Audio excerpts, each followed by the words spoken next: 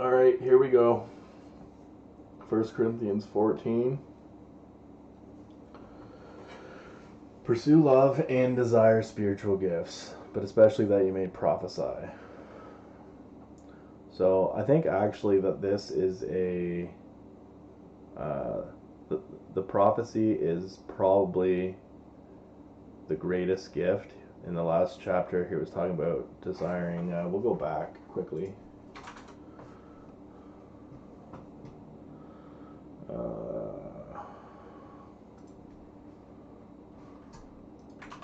Might be in 12. Yeah, I think it was in 12. It's not about the greatest, I think.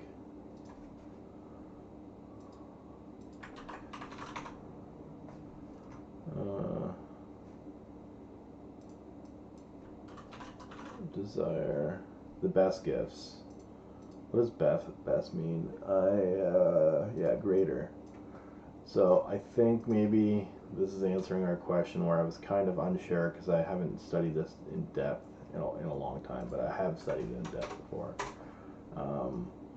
So we can safely say that prophecy is up there at least. Then Paul says, he who speaks in an unknown, right after he says prophecy, interestingly enough, he says because, this forward also means because.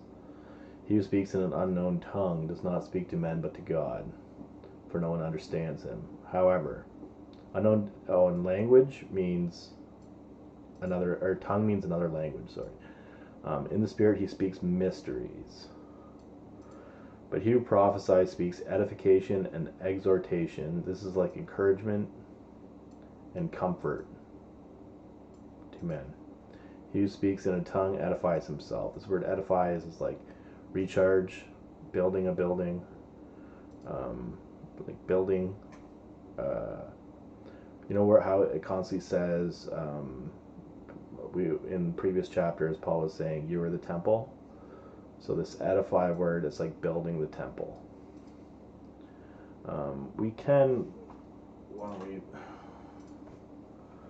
I don't know if it says that in the Strongs, but I've done some in-depth studies where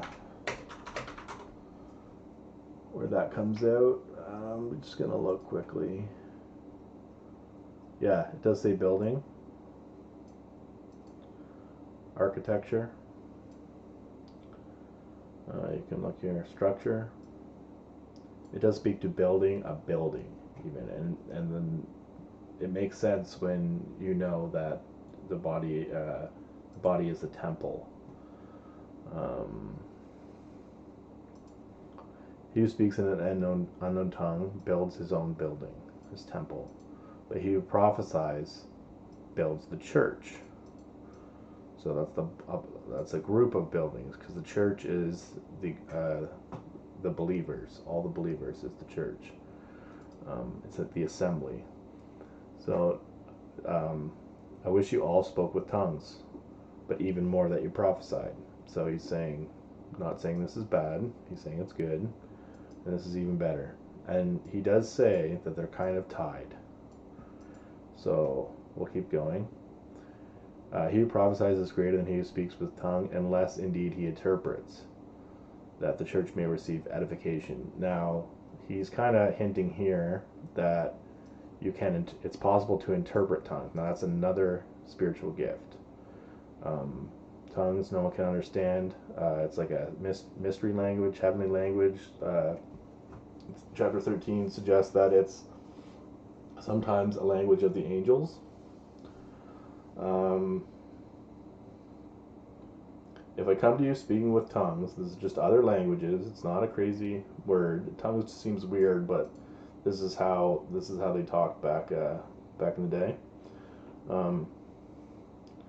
What shall I profit you unless I speak to you either by revelation, that's the revealing of something, by knowledge, that's facts, or by prophesying, that's seeing something that isn't seen naturally and explaining it, or somewhat teaching, that's like the wisdom in the facts.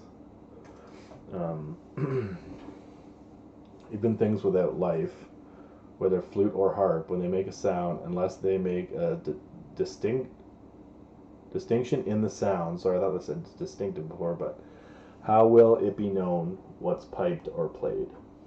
If the trumpet makes an uncertain sound, who will prepare for battle? Because there's a certain song that they play when they go into battle.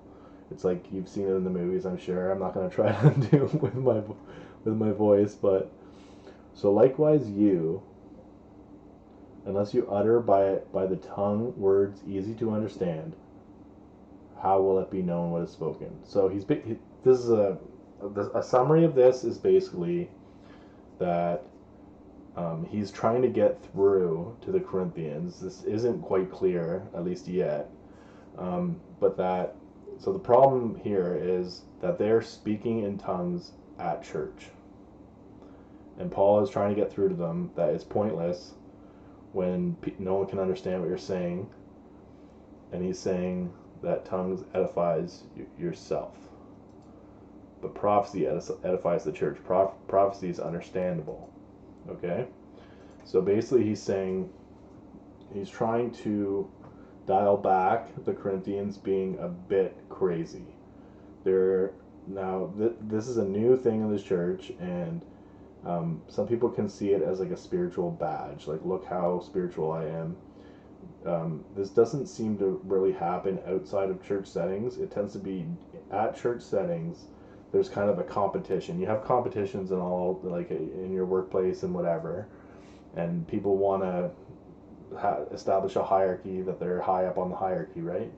So it's like human nature. It even exists in the animal kingdom. It's kind of normal nature, but it's natural.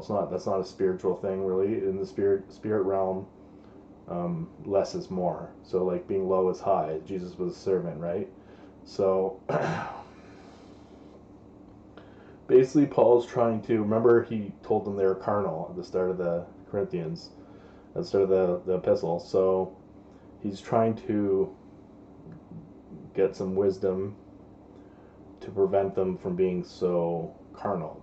And I'm gonna see, I don't know if it's here, but I'm just gonna, while I'm talking on it,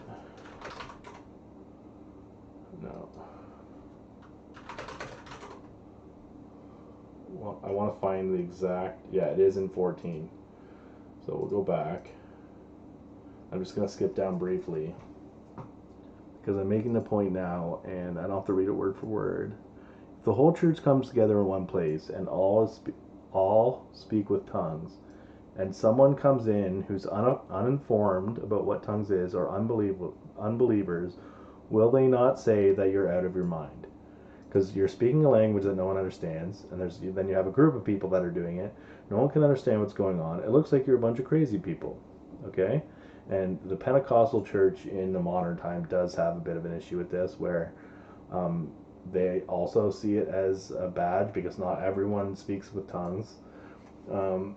It is not a spiritual badge like some people want it to be.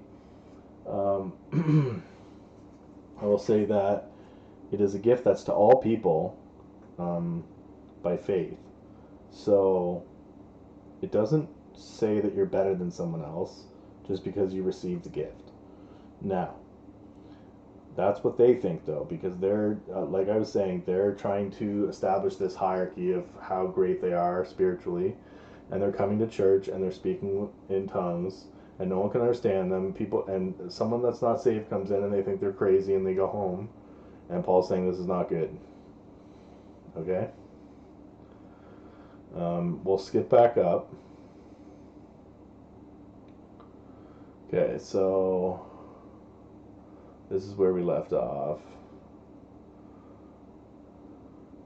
Paul's saying there's no languages in the world without significance. So this is actually, languages is similar to tongues.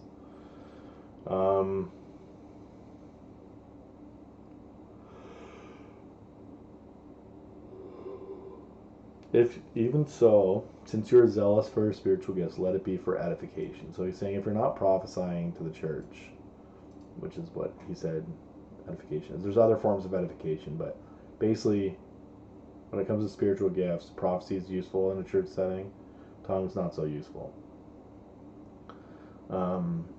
There is some place for it, I'll say, but especially, I think the most appropriate time to use it in the church would be when the pastor is teaching about it, because the pastor is teaching about it. Then if there's people that are outsiders or non-believers, at least they understand. If they're listening to the message and the pastor teaches about it, then that's a more appropriate time to, at least for him or like a few people, not this crazy thing where everyone's shouting in tongues and it just looks ridiculous.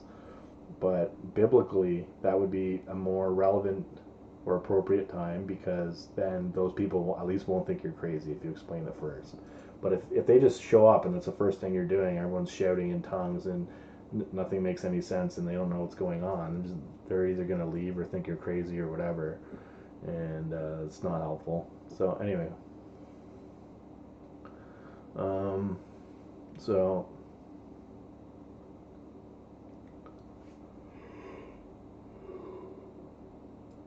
So this is a key portion here. If I pray in a tongue, which means another language, my spirit is praying. So, and my understanding is unfruitful, so my brain doesn't understand. What is the conclusion then? So Paul's saying, remember before I was talking about, Paul states his conclusion, then clearly you can't use his other arguments to try to discredit the conclusion. Otherwise, that's saying that you don't understand, because he's saying what his conclusion is here. So if you think that this contradicts this, then you don't understand it. So anywho, Paul's saying, I will pray with the Spirit, and I will pray with the understanding. And we just saw here that when the Spirit is praying, that's in a tongue. Now, I will sing with the Spirit, and I will sing with the understanding. Otherwise, if you bless with the Spirit, how will he who occupies the place of the uninformed say Amen? So basically, all he's saying is, if people don't understand you, how can they say Amen, that they agree, basically, or let it be unto me, or there's many. Anyways, Amen. That's not really what, I don't want to get too much into that here. That's not really what this video is about, but yeah. See, if he doesn't, that's basically just what I was saying. If he doesn't understand, how will he agree?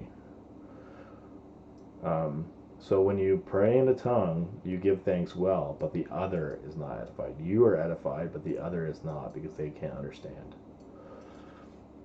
I thank my God I speak with tongues more than you all. So Paul's saying, I speak in tongues the most.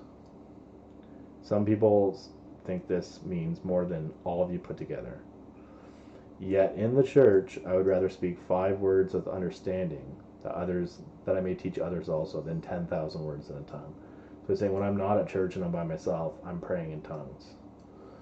But when I'm in the church, I'm speaking in understanding.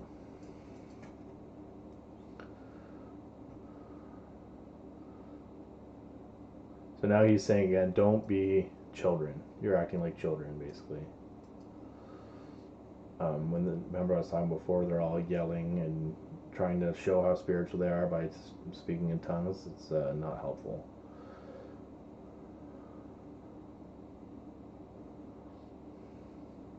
So here we have a quote from the Old Testament.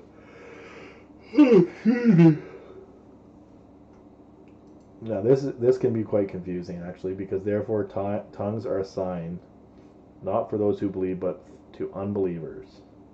But prophesying is not for unbelievers, but those who believe. Now this is kind of strange, because he just said if there's unbelievers, why are you speaking in tongues? We'll keep going now. Therefore, if the whole church comes together in one place and all speak with tongues, and this is what I was saying earlier, and someone comes in that's uninformed or not a believer, will say you're out of your mind. But if all prophesy and an unbeliever or an uninformed person comes in, he is convinced by all, he is convicted by all. And thus the secrets of his heart are revealed. And so, falling on his face, he will worship God and report that God is truly among you. Now, I'll bring this together. Remember how he was talking about up here? How if you pray in a tongue, pray that you may prophesy. So what he's talking about here is actually Sorry. Yeah. Hold on. I lost my train of thought here.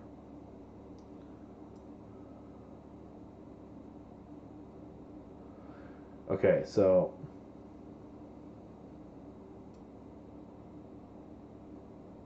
I actually lost my train of thought here. But if all prophesy, and an unbeliever or uninformed person comes in, he is convinced by all, he is convicted by all, and thus the secrets of his heart are revealed. And so, falling down his face, he will worship God and report that God is truly among you. So this is when someone prophesies. Like, say Jesus did this a couple times. There was I think, woman at the well is one where he basically told her her entire life, and then she immediately believed. There's no way anyone could know all that stuff. So that's what he's talking about here. I might try to make some more sense of this at the end, but I'm going to move on because there might be some more in here that will help us.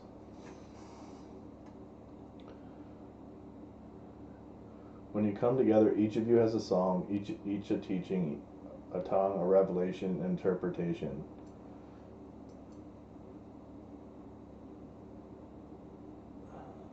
See, here's what he's talking about. Remember, I was saying before, they're kind of speaking over each other and trying to win some spiritual badge by being the most spiritual person. Paul's saying, have an order here. That's basically what this is about. If there's no interpreter, let him keep silent. He's talking about in reference to tongues.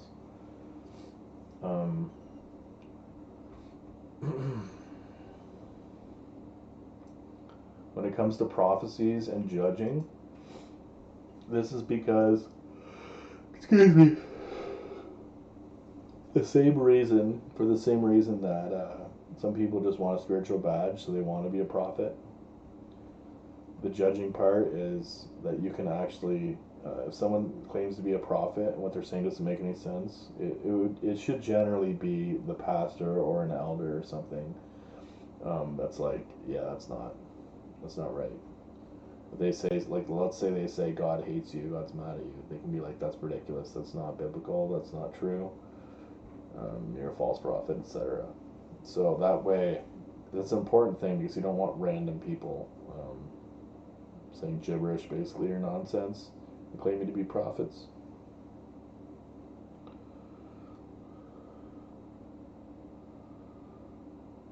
So he's saying all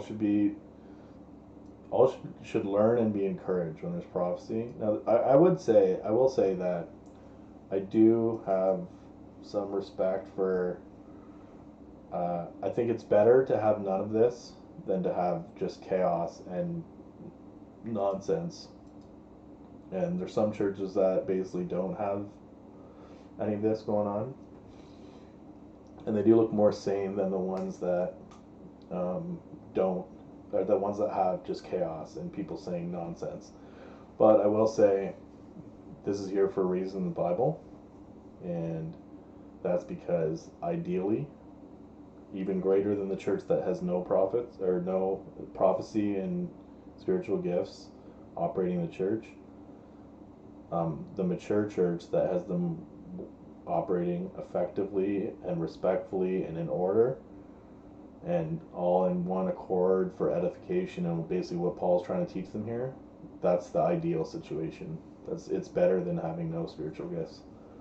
Clearly, that's what Paul's saying in all these chapters. Again, when everyone's causing confusion and saying nonsense, there's confusion, and God's not the author of confusion, but peace.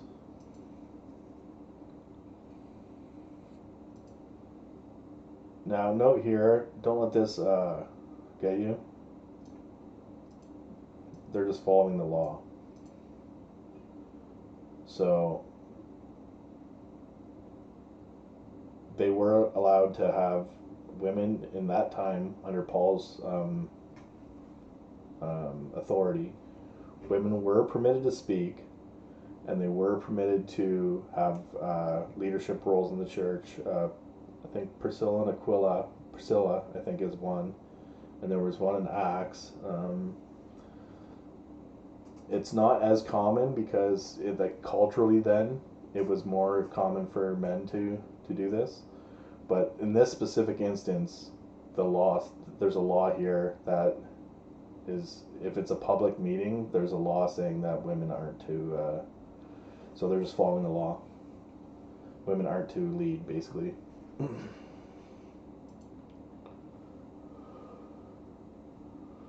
Now, this part looks a bit rough. Let's go to 35.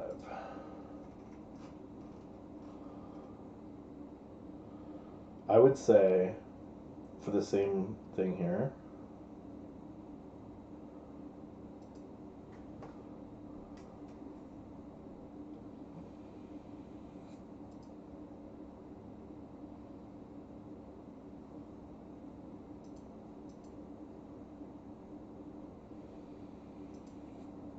so this is actually pretty accurately translated here. But notice this church word is also assembly. And I would say, because this wasn't, this is a hard thing. I don't want to get too deep into it in one. I'll probably do a video that's 100% about this to show that women are respected and allowed to be leaders in church. Excuse me. You will see though that the Catholic Church takes this very seriously, and they still, I think they do have a few leaders now. They're slowly coming around, maybe, but for a long time, it might even still be. I'm not 100% sure. I don't follow it too close, but basically, they're all men. They call themselves father too. Well, they do have a real high esteem for Mary for some reason, which is kind of strange, but then they say no men. Very, very weird. I don't know fully. I can't say for sure. I don't hate Catholics. I think they have some issues. The hierarchy has issues. I'll say that. But a lot of Catholics are still great people and are saved. It's up to God to obviously save for individuals in both Catholic and other churches. I'll stop rambling now, but God's the final judge, not me. But I will say that there's some issues there. Some of the problems that we see in the news about sexual things with Catholic Church is an indication of those problems, I would say. Now,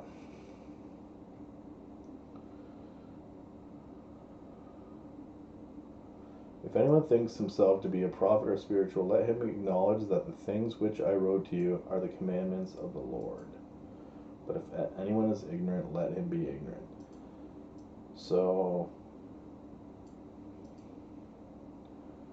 the commandment, so a good thing, rather than take this out of context and attribute to Paul what he's not saying, I would say the continuation of this statement, even though it's kind of, the spacing is a little bit weird here, therefore is the continuation of this. Desire earnestly to prophesy, and do not forbid to speak with tongues. Let all things be done decently and in order. Now this is a response to what I was talking about through this whole chapter, where basically there is some chaos and people are trying to win a spiritual hierarchy battle with other people and speaking over each other, and everyone's trying to teach and everyone's trying to prophesy or speak with tongues, and there's no order. But I would say this is pretty clear,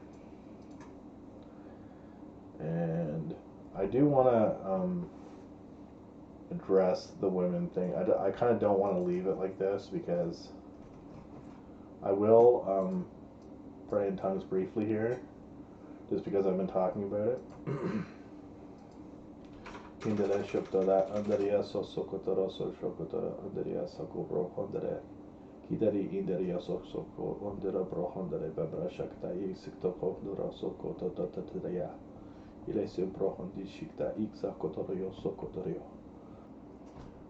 Okay, we're gonna try to address this quickly.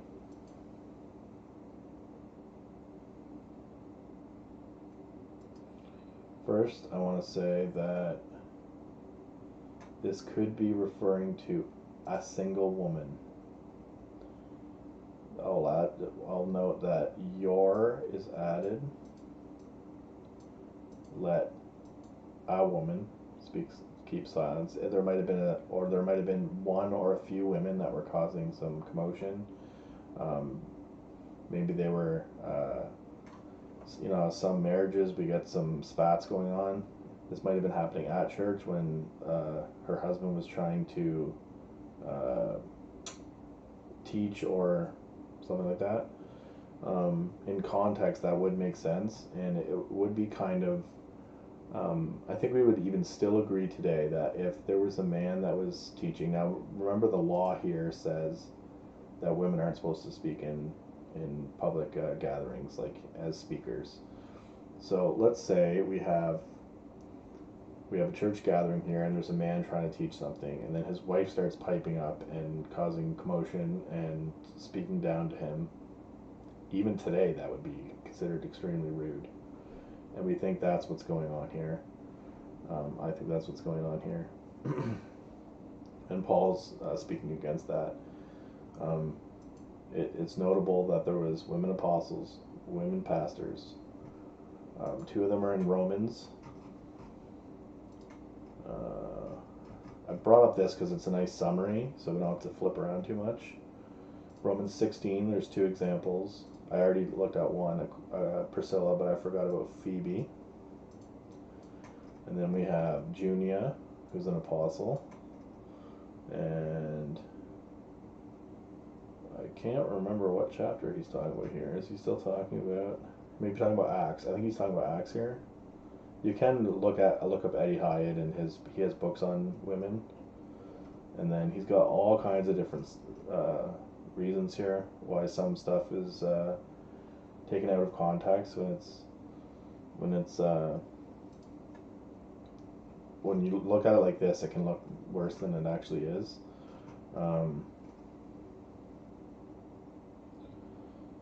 The shameful part for women to speak in church, I would think, because it's against the law in this scenario, wherever in Corinth there was a law.